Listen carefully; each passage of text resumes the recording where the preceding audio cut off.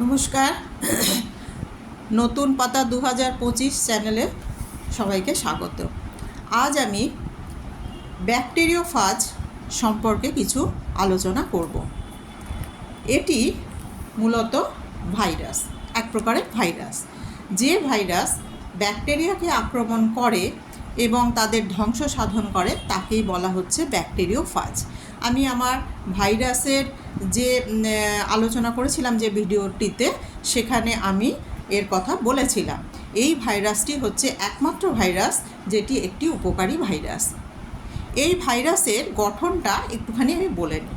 আমরা বিভিন্ন রকমের ব্যাকটেরিওফাজ দেখতে পাই, তো আমি এখানে মূলত T2 ব্যাকটেরিওফাজ, যেটি দেখতে ড্যাঙাচির মতো, তাকে নিয়ে একটু আলোচনা করব, তার গঠন নিয়ে একটু আলোচনা করব। এই ভাইরাসের গঠনটিতে দুটি অংশ আছে, একটি মাথা আর একটি দেহ। মাথা হচ্ছে ষড়ভুজাকার একটি আকৃতি এবং দেহটি সরু, লম্বা, নলাকার, এবং এর নিচে যে বেসাল প্লেট, সেখানে 6টা তন্তু আছে, যে তন্তুগুলোর সাহায্যে ও যে ভাইরাসকে আক্রমণ করে তার ওপর বসে। এইবার এই যে ব্যাকটেরিয়ার যে স্ট্রাকচারটার কথা বললাম, এই যে মাথা এবং তার দেহ, এই পুরোটা একটা প্রোটিন আবরণ দিয়ে তৈরি। এটাকে বলা হয় ক্যাপসিড। এই ক্যাপসিডের ভেতরে মাথা যে অঞ্চলটা খালি, সেই তার মধ্যে থাকে একটি ডিএনএ। আর দেহ যে অংশটি, সেটি সরু নলাকার একটি ফাঁপা নলের মতন একটু দেহ, ওর মধ্যে দিয়েই ওই ডিএনএটি ও যে ভাইরাসকে, যে ব্যাকটেরিয়াকে আক্রমণ করে, তার মধ্যে প্রবেশ করিয়ে দেয়। তো এই মাথার মধ্যেই আছে ডিএনএ বা ডিঅক্সিরাইবোনিউক্লিক অ্যাসিড। যখনও কোনো ব্যাকটেরিয়াকে আক্রমণ করে তখন শুধুমাত্র এই ডিএনএটি তার ভেতরে প্রবেশ করিয়ে দেয়, আর বাকি দেহাংশটি এবং ওই ক্যাপসিড আবরণটি বাইরে পড়ে থাকে এবং তার আর কোনো ভূমিকা নেই। এখন জীবজগতের সবচেয়ে সাধারণ এবং বৈচিত্র্যময় সদস্য হলো এই ব্যাকটেরিওফাজ। এরা সর্বব্যাপী ভাইরাস। যেখানেই ব্যাকটেরিয়া থাকে সেখানেই এদের দেখতে পাওয়া যায়। আমি ব্যাকটেরিওফাজের গঠনটা বললাম। এবার ব্যাকটেরিওফাজকে নিয়ে আলোচনা করতে বসেছি এই কারণে যে এর উপকারিতাটা আমরা কীভাবে পেতে পারি সেই নিয়ে। তো 1920 সাল থেকে সোভিয়েত ইউনিয়ন, মধ্য ইউরোপ, ফ্রান্স, এইসব অঞ্চলে এই ব্যাকটেরিওফাজকে নিয়ে তখন থেকেই প্রচুর গবেষণা চলেছে এবং মূলত তারা গবেষণা করত সেই সমস্ত ক্ষেত্রে যেখানে অ্যান্টিবায়োটিক প্রতিরোধ ব্যবস্থা, যেসব মানুষের ক্ষেত্রে অ্যান্টিবায়োটিক কোনো কাজ করে না, অ্যান্টিবায়োটিক রেজিস্ট্যান্স তৈরি হয়েছে, তাদের ক্ষেত্রে ব্যাকটেরিওফাজকে কীভাবে ব্যবহার করা যায় বা ব্যাকটেরিওফাজকে আদৌ ব্যবহার করা যায় কি না, সেই সব নিয়ে তারা গবেষণা করেছিল। এবং ব্যাকটেরিয়াকে এই ফাজ ভাইরাসে এগুলোকে বহু ঔষধ প্রতিরোধী ব্যাকটেরিয়া, যেগুলো তার স্ট্রেনের একটা সম্ভাব্য থেরাপি হিসাবে এগুলো দেখা হয়েছিল এবং সেইভাবে গবেষণা হচ্ছিল।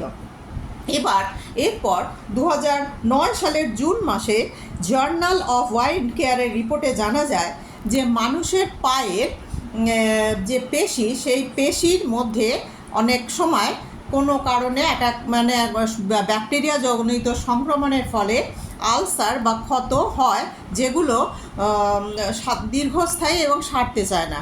সেখানে এই ব্যাকটেরিওফাজ উৎপাদিত বস্তু প্রভাব লক্ষ্য করা গেছে এবং সেটা বেশ ফলদায়ী প্রভাব লক্ষ্য করা গেছিল এবং তারপর এটা নিয়ে একটা ক্লিনিক্যাল ট্রায়াল হয়েছিল এবং তার ফলটাও খুব ভালো পাওয়া গেছিল। এবার এর কিছুদিন পর পশ্চিম ইউরোপে এই 2009 সালের ক্লিনিক্যাল অটোলরিঙ্গোলজি জার্নালে একটি গবেষণা লব্ধ ফলাফল প্রকাশিত হয়েছিল। সেখানে বলা হয়েছিল যে মানুষের কানের যে অনেক সময় কিছু কিছু ক্ষেত্রে দেখা গেছে মানুষের কানের অনেক দীর্ঘস্থায়ী কিছু ক্ষত সৃষ্টি হয় যেগুলো সারতে চায় না, সেক্ষেত্রেও কিন্তু এই ব্যাকটেরিওফাজ থেকে প্রাপ্ত পণ্য ব্যবহারে বেশ ফল পাওয়া গেছে এবং তার ভালো ফলাফল দীর্ঘস্থায়ী ভাবে তার প্রভাব লক্ষ্য করা গেছে, সেগুলোকে মোটামুটি সারিয়ে দিতে পেরেছে। শুধু তাই নয়, এগুলো সংক্রামিত পোড়া যখন পুড়ে যায় তারপরে যে সংক্রমণ দেখা যায়, পোড়াজনিত যে সংক্রমণ, প্রদাহজনিত যে সংক্রমণ, তারপরে হচ্ছে বিভিন্ন ধরনের ক্ষত, সিস্টিক ফাইব্রোসিস, ফুসফুসের একটি বেশ কঠিন রোগ, এইসব ক্ষেত্রেও কিন্তু এর ব্যবহারের কার্যকারিতা মূল্যায়নের জন্য এর ক্লিনিক্যাল ট্রায়াল চলেছে। বর্তমানে গবেষকরা অ্যান্টিবায়োটিক প্রতিরোধ কাটিয়ে ওঠার জন্য ইঞ্জিনিয়ার্ড ভাইরাস তৈরি করছেন। এই ইঞ্জিনিয়ার্ড ভাইরাস ব্যাপারটা বলতে গেলে একটুখানি বুঝিয়ে বলতে হবে। এটা হচ্ছে মূলত বায়োটেকনোলজির অন্তর্গত একটি বিষয়। এক্ষেত্রে কি হয় না, জিনগুলোকে, আমাদের যে ঈপ্সিত জিনগুলোকে, যে জিনগুলো আমাদের প্রয়োজন, সেই জিনগুলোকে গবেষণাগারে বিজ্ঞানীরা ইঞ্জিনিয়ার করছেন বায়োটেকনোলজি বা জৈব প্রযুক্তিবাদের মাধ্যমে। কীভাবে করছেন না, জেনারেলি যে সমস্ত ব্যাকটেরিয়া প্রতিরোধ করা অ্যান্টিবায়োটিক দিয়ে যেসব ব্যাকটেরিয়াকে প্রতিরোধ করা সম্ভব হচ্ছে না, সেসব ক্ষেত্রে কিভাবে তাদের প্রতিরোধ করা যায়, সেই সমস্ত রোগ প্রতিরোধ করা যায়, এই সমস্ত নিয়ে গবেষণা করতে গিয়ে তারা দেখলেন যে কিছু ব্যাকটেরিয়া আছে যাদের বাইরে, আবরণীর বাইরে একটা প্রাচীর তৈরি হয়। সেই প্রাচীরটাকে কিছু তার ক্ষেত্রে যে অ্যান্টিবায়োটিকটা প্রয়োগ করা হয়, সেই অ্যান্টিবায়োটিকটা সেই প্রাচীরটাকে ভাঙতে পারে না, ঠিক আছে, লাইসিস ঘটাতে পারে না। তার ফলে কি হয়, সেই অ্যান্টিবায়োটিক ওই ব্যাকটেরিয়াকে আর নাশ করতে পারে না এবং তার ফলে অ্যান্টিবায়োটিক প্রতিরোধী বা অ্যান্টিবায়োটিক রেজিস্ট্যান্স ব্যাপারটা তৈরি হয়। এটা আমরা বর্তমানে এই কথাটা খুব শুনতে পাচ্ছি যে অ্যান্টিবায়োটিক রেজিস্ট্যান্স দেখা দিচ্ছে। আমাদেরও অনেক এর ভুলের কারণে এটা হয়ে থাকে। আমরা অনেক সময় জেনে বা না জেনে অ্যান্টিবায়োটিকটাকে ভুলভাবে ব্যবহার করে থাকি। অনেক সময় ডাক্তারের পরামর্শ ছাড়া আমরা অ্যান্টিবায়োটিক ব্যবহার করে থাকি, যখন তখন মেডিকেল শপ থেকে কিনে, বা অনেক সময় ডাক্তারবাবুরা যে ডোজে অ্যান্টিবায়োটিক আমাদের দেন, আমরা হয়তো সম্পূর্ণ ডোজটা পূরণ না করে আমরা আমাদের ট্রিটমেন্টটাকে শেষ করে দিই এবং তার ফলে কি হয়, যে রোগের জন্য আমরা যে অ্যান্টিবায়োটিকটা সেবন করছিলাম, খাচ্ছিলাম, সেই রোগটার ওই অ্যান্টিবায়োটিক আর কাজ করে না। ওই অ্যান্টিবায়োটিকটা প্রতিরোধ ব্যবস্থা তৈরি অ্যান্টিবায়োটিক প্রতিরোধী হয়ে যায় ওই ব্যাকটেরিয়াগুলো। কিভাবে হয় না, এরা কি করে, তখন স্ট্রেন চেঞ্জ করে। আমি এর আগের দিন ভিডিওতে আলোচনা করেছিলাম যে এরা বহুবার যখন ওরা প্রতিলিপি তৈরি করে তখন প্রচুর এরর হয়, তার ফলে এদের মিউটেশনের ফলে প্রচুর স্ট্রেন চেঞ্জ হয়, নতুন নতুন স্ট্রেন হয় এবং যখন এই নতুন স্ট্রেন হয়ে যায়, যখন দেখা যায় যে তার বাইরে ওইরকম একটা আবরণ তৈরি হয়েছে, তখন ওই অ্যান্টিবায়োটিকটা ওই আবরণটা ভেদ করতে আর পারে না। তখন ওই অ্যান্টিবায়োটিক ওই ব্যাকটেরিয়ার ক্ষেত্রে রেজিস্ট্যান্স তৈরি হয়ে যায়, ও আর ওই অসুখের জন্য কার্যকরী হয় না। এইসব অনেক কারণের জন্যই অ্যান্টিবায়োটিক রেজিস্ট্যান্স বা অ্যান্টিবায়োটিক প্রতিরোধী একটা ব্যবস্থা আমাদের শরীরের মধ্যে হয়ে ওঠে। তো এখানে কি করা হয়, জেনেটিক ইঞ্জিনিয়ারিংয়ের মাধ্যমে এই ব্যাকটেরিওফাজ ভাইরাসকে কাজে লাগিয়ে আমার যে ঈপ্সিত জিনটি ওই ব্যাকটেরিয়ার বাইরের আবরণটিকে লাইসিস করতে পারে, এমন উৎসেচকের জিনটা আমরা ফাজ ভাইরাসের মাধ্যমে আমরা কি করতে পারি, ওই ফাজ ভাইরাসের মধ্যে আমরা ওই জিনটা প্রবেশ করাতে পারি। ফাজ ভাইরাসের এই ক্ষমতা আছে, আমি এটা বলবো পরে, একটু পরে সেটা নিয়ে আমি একটু আলোচনা করব। এটাকে করা যায় বায়োটেকনোলজির মাধ্যমে। এবং সেখান থেকে আমরা এমন কিছু, এবং তারা প্রতিলিপি যখন তৈরি করবে তখন আমরা প্রচুর পরিমাণে ওই ঈপ্সিত এনজাইম সমৃদ্ধ যে ব্যাকটেরিওফাজ ভাইরাস আমরা পেয়ে যাব, যেটা সহজেই ওই ব্যাকটেরিয়াকে ব্যাকটেরিয়ার প্রাচীরটাকে লাইসিস করে ব্যাকটেরিয়াকে ধ্বংস করতে পারবে। এরকম কিছু ক্ষেত্রে এই বায়োটেকনোলজিতে এইভাবে এই ব্যাকটেরিওফাজকে ব্যবহার করা হয়। এটা আমাদের চিকিৎসা শাস্ত্রে একটা নতুন দিগন্ত এনে দিয়েছে। এছাড়াও খাদ্যপণ্য নিরাপদ করতে ফাজের ব্যবহার কিন্তু ক্রমবর্ধমান। 2006 সাল থেকে মার্কিন যুক্তরাষ্ট্রের খাদ্য ও ওষুধ প্রশাসন FDA ও তাদের কৃষি বিভাগ বেশ কয়েকটি ফাজ ভাইরাস থেকে উৎপন্ন পণ্যকে অনুমোদন দিয়েছে। এরকম একটি নাম হচ্ছে LMP-102, এটি 102 LMP-102। এটি মাংসজাত পণ্য এবং পোলট্রি চিকিৎসায় ব্যবহারযোগ্য একটি ব্যাকটেরিয়া ফাজজাত উৎপন্ন বস্তু। ওই বছরেই FDA লিস্টেরিয়া নামে একটি ব্যাকটেরিয়াকে মেরে ফেলার জন্য ফাজ ভাইরাসের অনুমোদন দেয়, এবং 2007 সাল থেকে এই FDA মার্কিন যুক্তরাষ্ট্রের সমস্ত খাদ্য পণ্যের ক্ষেত্রেই এর ব্যবহার অনুমোদন করে।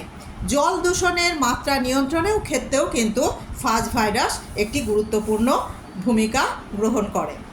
এছাড়া 2011 সালে FDA ইনভিট্রো ডায়াগনস্টিক ব্যবহারের জন্য ব্যাকটেরিওফাজ ভিত্তিক পণ্য অনুমোদন করে। এখানে আমি একটি কথা বলছি, একটি ব্যাকটেরিওফাজ উৎপন্ন একটি কালচার টেস্ট MRSA অথবা MSSA, এটা হচ্ছে এমন একটা ব্যাকটেরিওফাজের একটা ককটেল যেটি একটি ব্লাড কালচার টেস্ট, যেটাকে ব্লাড টেস্ট করা হয়। এটাকে সাধারণত ব্যবহার করা হয় কোনো রোগীর ক্ষেত্রে যার ক্ষেত্রে স্ট্রেপ্টোকক্কাস অরিয়াস নামক ব্যাকটেরিয়া দ্বারা সে আক্রান্ত হয়েছে, এবং কোনো ক্ষেত্রে তার মিথিসিলিন প্রতিরোধ বা সংবেদনশীলতা দেখা গেছে এদের ক্ষেত্রে। আগে কি ছিল, এই রকম ক্ষেত্রে যে সমস্ত ডায়াগনোসিসগুলো হতো তার জন্য যে ক্লিনিক্যাল টেস্টগুলো বা প্যাথোলজিক্যাল টেস্টগুলো করা হতো সেগুলো পরীক্ষা করতে 2-3 দিন সময় লেগে যেত। কিন্তু এই হচ্ছে তোমার এই MRSA বা MSSA এই হচ্ছে ব্লাড কালচার টেস্টটি ব্যবহার করে একদিনের মধ্যে, এমনকি 5-6 ঘন্টার মধ্যে আমরা তার রেজাল্ট বা ফলাফল জানতে পারি এবং সেই অনুযায়ী চিকিৎসা চালিয়ে নিতে পারি। এছাড়া বিভিন্ন যুদ্ধে ব্যবহৃত জৈব অস্ত্র, তারপর হচ্ছে বটুলিজম নির্গত টক্সিন, অ্যানথ্রাক্স নির্গত টক্সিন ইত্যাদি প্রতিরোধ করতেও বা বিভিন্ন উদ্যানবিদ্যাতে বায়োসাইড হিসেবেও কিন্তু ব্যাকটেরিওফাজ উৎপাদিত বস্তু ব্যবহার করা হচ্ছে। এরপর আমি একটু ব্যাকটেরিওফাজকে ভেক্টর হিসাবে কিভাবে ব্যবহার করা হয় সেই ব্যাপারটা নিয়ে আলোচনা করব। তার আগে আমি একটু ব্যাকটেরিওফাজ কিভাবে প্রতিলিপি গঠন করে মানে হচ্ছে ব্যাকটেরিওফাজ কিভাবে বংশ বিস্তার করে সেই সম্পর্কে একটু আলোচনা করে নেব। ব্যাকটেরিওফাজ কি করে, যখন সে তার কোনো ভাইরাসকে সে আক্রমণ করবে ঠিক করে, প্রথমে সে তার ভাইরাসের ওপর তার ওই পুচ্ছতন্তু, যেটা 6টা যে পুচ্ছতন্তু, সেই পুচ্ছতন্তু দিয়ে এসে বসে। প্রথমে তার ওইখানে জায়গাটাকে ঠিক করে নিয়ে তার পুচ্ছতন্তু দিয়ে সে তার মানে ব্যাকটেরিয়ার ওপর এসে ও বসে। ব্যাকটেরিয়ার ওপর বসার পর ওর ওই যে দেহ যে অংশটা, সেই অংশটা থেকে একটা এনজাইম, লাইসোজাইম নামে একটি এনজাইম ব্যাকটেরিয়ার প্রাচীরে একটি সূক্ষ্ম ছিদ্র করে, এবং সেই ছিদ্রটা দিয়ে সে তার ডিএনএটাকে ব্যাকটেরিয়ার ভেতরে প্রবেশ করিয়ে দেয়। দিয়ে এরপর ওই যে মানে ফাজ ভাইরাসের যে দেহাবশেষ, যেটা ক্যাপসিড বলছি, যেটা শুক্রাণু বা ব্যাঙাচির মতো দেখতে, ওটা ওই ব্যাকটেরিয়ার বাইরেই পড়ে থাকে, ওর আর কোনো ভূমিকা নেই। এবার ওই যে ডিএনএটা ও সিরিঞ্জের মতো ব্যাকটেরিয়ার দেহে প্রবেশ করিয়ে দিল। এবার ওই ডিএনএ কি করে না, এবার ওই ব্যাকটেরিয়ার কোষের মধ্যে প্রবেশ করে গেল, গিয়ে এবার ও কি করে না, ওই ব্যাকটেরিয়ার ভেতরের যে নিজস্ব ডিএনএ, সেই ডিএনএর সাথে যুক্ত হয় এবং গোলাকার ধারণ করে। প্রথমে ওই ব্যাকটেরিয়ার ডিএনএটা, যেহেতু ব্যাকটেরিয়ার যে জেনেটিক পদার্থ একটু গোলাকার, তার মতনই আকৃতি ধারণ করে এবং তার সাথে সংযুক্ত হয়ে যায়। হয়ে গিয়ে এবার কি করে, ও ওই ব্যাকটেরিয়া তখন ওই ভাইরাসের মতো, ফাজ ভাইরাসের মতোই অনেক নিউক্লিক অ্যাসিড তৈরি করতে আরম্ভ করে এবং প্রচুর নিউক্লিক অ্যাসিড যখন তৈরি হয়ে যায়, তারপর কি হয়, লাইসিস ঘটে। লাইসিসটা কি না, ব্যাকটেরিয়া প্রাচীর বিদীর্ণ হয় এবং প্রত্যেকটি তার আগে একটু ঘটনা ঘটে। তার আগে প্রত্যেকটি নিউক্লিক অ্যাসিড ওই প্রতিলিপি গঠন হয়, যেরকম ওর ফাজ ভাইরাসের গঠন সেই রকম প্রতিলিপি তৈরি হয় এবং তারপর লাইসিস ঘটে, ব্যাকটেরিয়ার প্রাচীর বিদীর্ণ হয়, প্রচুর পরিমাণে অপত্য ফাজ ভাইরাস নির্গত হয় এবং তারা আবার এক একটা ফাজ ভাইরাস এক একটা ব্যাকটেরিয়াকে আবার আক্রমণ করে। এই হচ্ছে তার বংশবৃদ্ধির পদ্ধতি।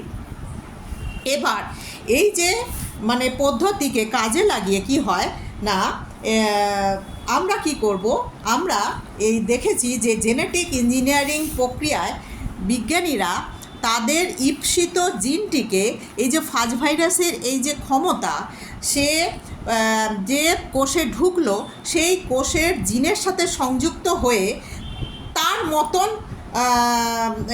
তার মতন জিন তৈরি করার ক্ষমতা রাখে।